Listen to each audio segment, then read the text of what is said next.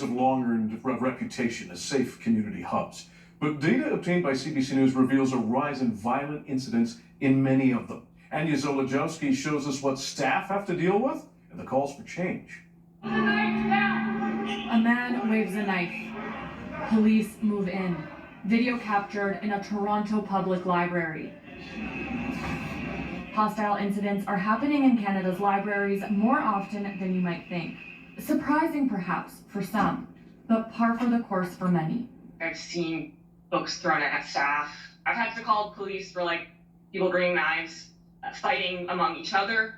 The librarian spoke to us confidentially, worried about repercussions if she speaks out. She's had to respond to aggressive behavior, suspected overdoses, and threats. Just profound anger, and we're there, and it's directed at us. And these incidents are on the rise.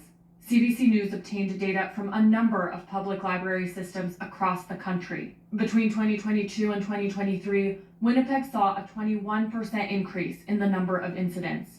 Vancouver, a 14% increase. And Toronto, a 71% increase. Over 2,300 incidents total, or about 45 incidents per week across Toronto libraries last year. The number of suspected overdoses in Toronto's public libraries up a staggering 529%. I've had to call 911 before someone I couldn't wake up. The growing crisis isn't just in urban centers, but in small towns too.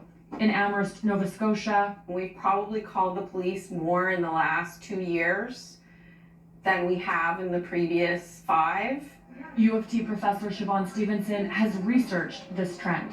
She says it's a sign of the times, and that libraries are often the only free place for the most vulnerable people in our communities to go. This is not a library problem. This is a political problem. This is a social problem. She says governments need to spend more money on shelters, affordable housing, and food banks like this one, instead of cutting that funding. People in the trenches and running these places are busy enough.